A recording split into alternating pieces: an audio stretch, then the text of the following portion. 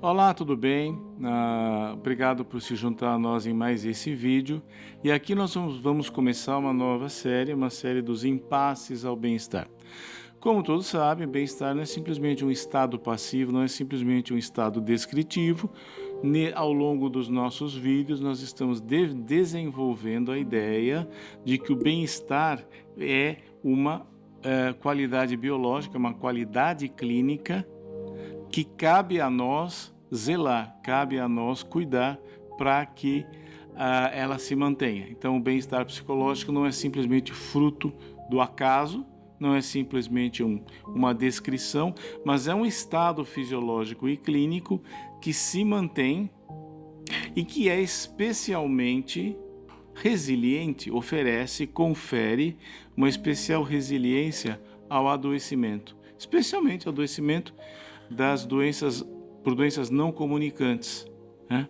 Então, hoje nós vamos começar nossas considerações sobre os impasses, porque uma vez que depende de nós, isto está implícito que nós podemos ajudar ou dificultar o bem-estar psicológico, a qualidade de vida em nossa saúde.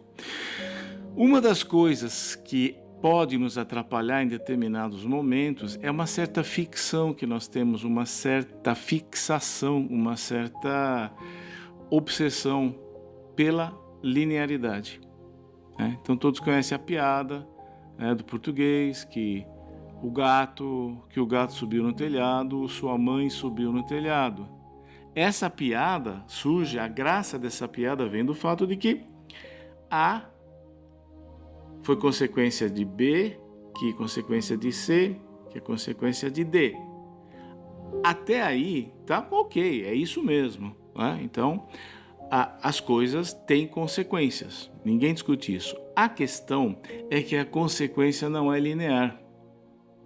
Então, se vocês imaginam aqui uma bolinha, né? Uma bola A leva a B, leva a C, etc. Agora, na experiência, nós vivemos, né, não vivemos numa linha reta. Então, A gera B, C e D. B vai gerar para cá e ir lá. D vai ficar por aqui. E E vai gerar cá e lá. E aqui vai para lá. Então, você vai montando o que vai acontecendo, vai se formando uma rede. Uma rede que tem um comportamento quase de um grafo.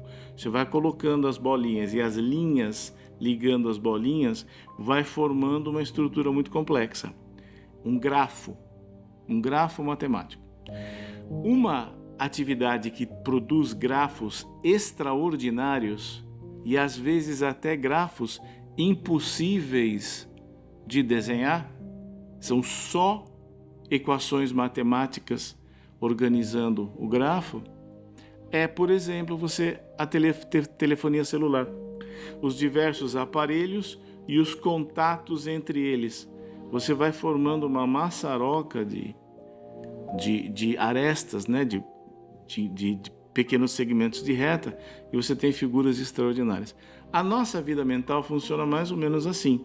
Ela vai funcionando dentro de uma complexidade que a linearidade não consegue captar. Em algumas coisas, sim, mas quando nós estamos nos considerando como um todo, a linearidade pode ser um erro.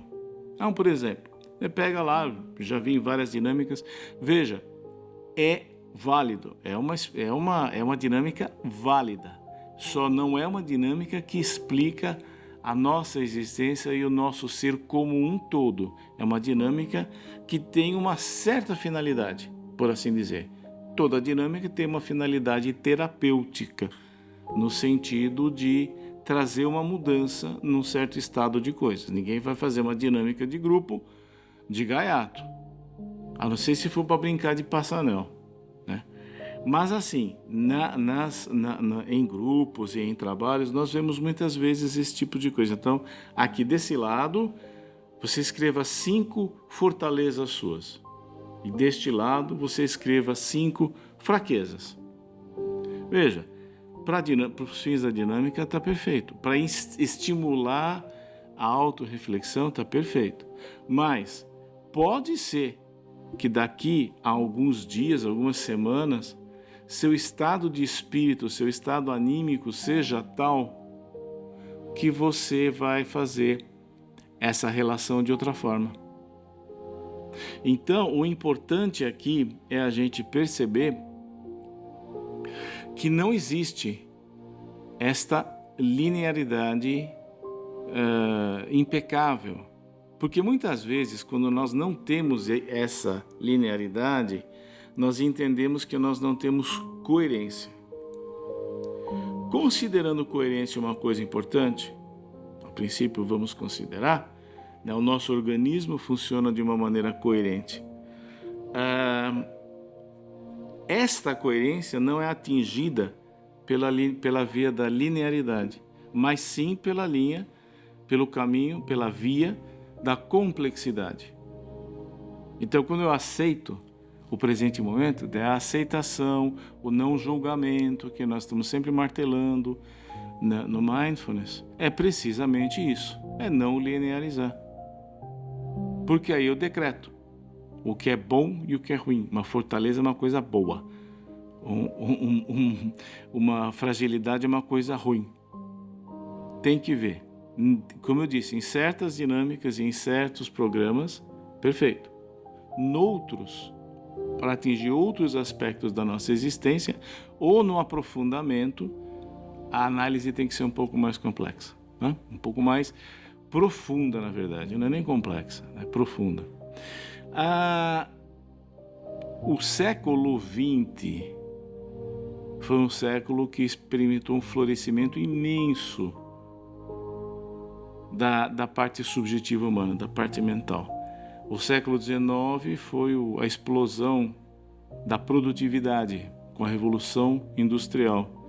E o século XX veio a contribuição de muita gente, né? Veio Freud, veio o Jung, depois Melanie Klein, depois veio a terapia cognitiva.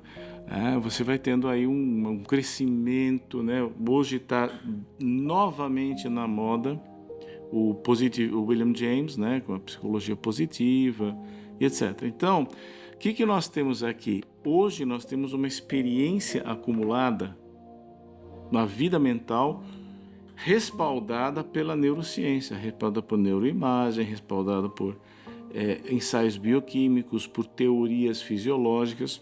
A coisa é grande. Não é tão simples assim chegar e desconsiderar. Dizer, você inventou uma caixinha e você quer colocar todo mundo dentro da sua caixinha e quem não entra na sua caixinha é reprovado. Não tem caixinha não. O negócio é vasto, é consistente, né? Então, esse século XX nós tivemos um crescimento muito grande do entendimento mental. E uma das coisas que ficou praticamente todos, Freud, terapia cognitiva, todas as linhas percebem o seguinte, de que existe um desencontro, uma disjunção entre aquilo que eu de fato sou e aquilo que eu imagino de mim. Agora, não sai pensando com idealizações, nós estamos fazendo aqui. Eu me machuquei jogando bola em Guaratinguetá. Não foi Guaratinguetá. Não foi. Foi em Juazeiro. É verdade. Não era Guaratinguetá, era Juazeiro. Nós falamos um pouco disso recentemente sobre a memória episódica. Quem quiser recapitular, dá uma passadinha lá. Então, nós temos este desencontro. Por quê? Porque o sistema é muito complexo. Ele está continuamente se reescrevendo. Então, o negócio é gigantesco mesmo. Então, o que se foi percebendo é que o ser humano, todos esses sistemas de psicoterapia, todos esses modelos, têm o seguinte elemento em comum. Todos eles entendem, né, que o ser humano sabe mais do que ele fala. Agora, não é que eu sei mais do que eu estou falando para você. Claro que isso existe, não, sem dúvida, né? Ninguém morre pela boca, não é isso. Agora, eu sei mais do que eu falo para mim mesmo. Esse aqui é o troço. Esse aqui é o ponto. E você tem várias abordagens para lidar com isso quando isto se torna problemático, porque de resto é um funcionamento natural. O outro aspecto disso, o outro braço disso é que o ser humano fala mais do que sabe. Ou seja, muitas vezes, naquilo que nós expressamos, nós estamos contando mais sobre nós mesmos do que imaginamos. Mais ainda, podemos substituir isso não só pelos procedimentos verbais, mas podemos ir também nas experiências não verbais, que são as práticas contemplativas. Vamos lembrar que lá eu estou praticando, estou meditando, estou sentado em contato com a minha respiração. Né? Não há uma linguagem mediando isso, não. É pura experiência. Quando eu quero compartilhar, aí eu preciso usar uma linguagem. Aí eu falo. Quando eu estou conduzindo uma prática, eu falo.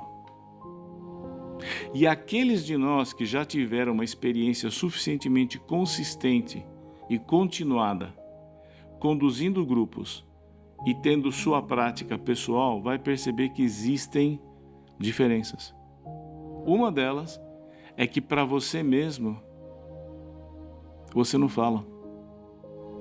Você só percebe. E uma mudança se dá sem a palavra falada.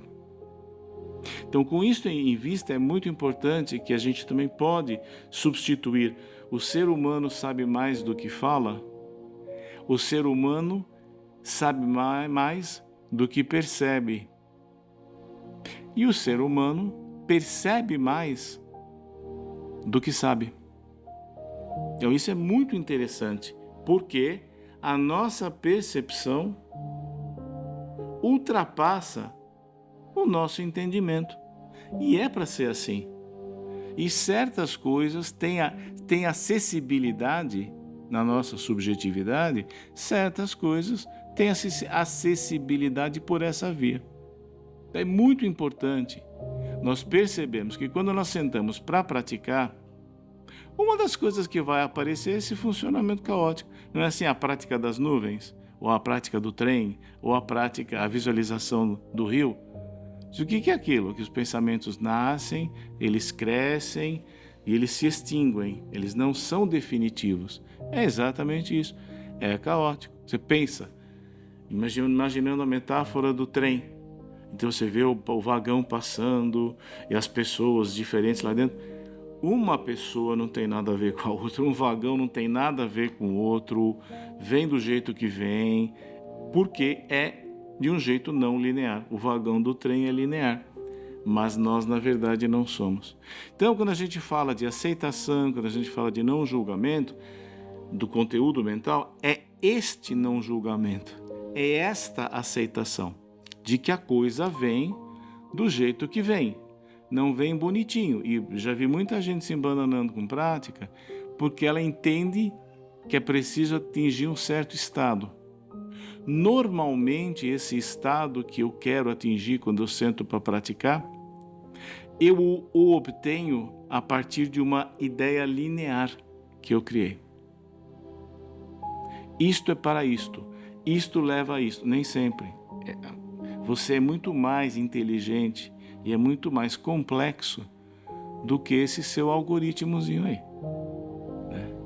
Então, levar-se a sério, e talvez seja a palavra em português a palavra mais adequada para nossa atitude quando praticamos, o que nós estamos fazendo? Nós paramos para nos levar a sério. Para eu me perceber, eu tenho que me levar a sério. Para a distração, para a agitação, para o mexe-mexe. Para quê? Para me levar a sério. Então, fica aqui essa ideia, né? Então, para aqueles também que são familiarizados com os textos das tradições, sabe lá das 4 nobres verdades. Se você não sabe o que é isso, dá uma olhadinha, dá um Google, vai ver as 4 nobres verdades e o caminho óctuplo. E você vai ver que a gente percebe claramente que o caminho óctuplo são 8 dicas, são 8 sugestões de condução na vida, não só de prática, mas de condução na vida, que favorecem o bypass, favorecem o drible dessa ficção de que alguma coisa em nós funciona de maneira linear. Esta é a sabedoria do falar sábio, do agir sábio, etc, etc, etc, etc. É entender, né? São formas de driblar a complexidade para que ela não nos embaralhe. Porque quando nós pensamos de uma forma linear, a nossa vida mental vira um bicho de 7 cabeças, vira uma coisa de dificílima resolução. Muito obrigado por ter acompanhado a gente até aqui. E se você gostou, por favor, dê um like pra gente, comente, compartilhe e inscreva-se no nosso canal para ter acesso a mais conteúdo e vídeos que tem relação com esse que você acabou de assistir, e com isso você vai ampliar aí o seu entendimento sobre o que tratamos. Muito obrigado, até breve.